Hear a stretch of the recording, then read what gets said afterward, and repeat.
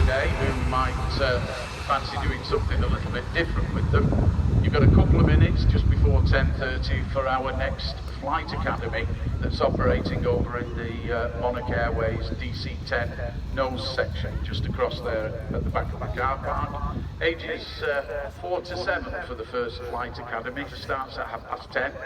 It's £10 for a youngster and an adult, and they get the opportunity to sit in the DC-10 nose and receive some input about aviation, etc. So if you fancy doing that, a bit of a rush, I do apologise, but if you take your youngster across to the reception, go and have a chat with the guys there, they'll help you out with the flight academy.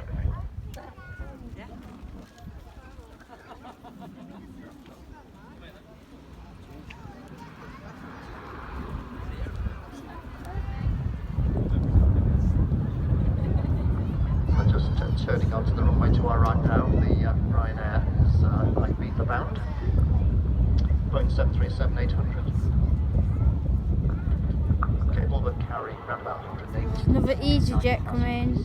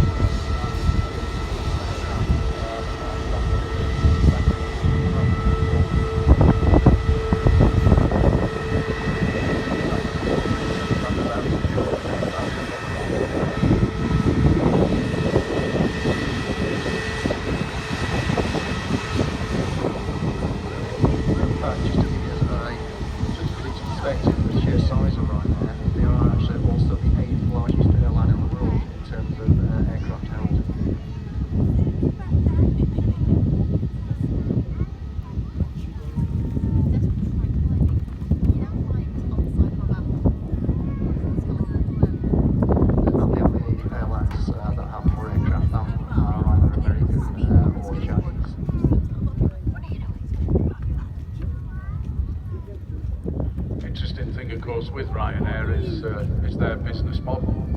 One of the things that they've been very astute at doing is flying to what you would class as non-major airports. So for example, if you were flying from Manchester to Frankfurt with Lufthansa, you would fly into the main Frankfurt airport. However, if you're going with Ryanair, you would fly to what's known as Frankfurt Hahn Airport, which is outside of the city, and they've done that with the vast majority of their destinations, which of course has allowed them to negotiate very, very good deals with those airports to bring new services. Hence why, as a passenger, the prices with Ryanair are much, much lower than with the majority of major airlines, which of course is great, as long as you're quite happy to land at an airport that's about 60 miles away from where it was you were intending to go. But, you know, as we know with Ryanair, very, very popular. Our big day is the famous one, Skavsta. That's one of the Swedish or Norwegian ones, which is nowhere near the actual place that the flies to.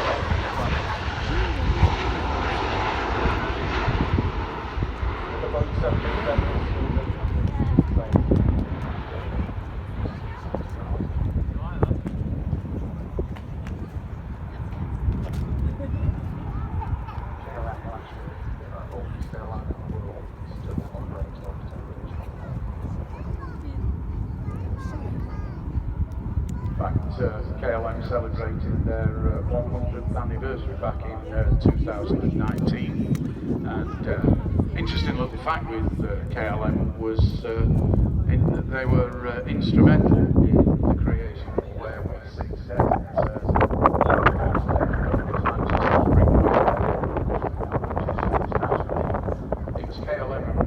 Decided they were looking to start first international service from Amsterdam to Manchester, and of course at the time in 1935 the existing airport was what is now Manchester City Airport over at Barn, and when they looked at starting the service, decisions were made that that airport was not going to be suitable, and the city councils then had to start looking for another location, and the other location turned out to be what is now Manchester Airport, and that service then started in 3 years later in 1938, and KLM have been serving Manchester Airport from Amsterdam ever since, and have in fact been with us right through the pandemic. So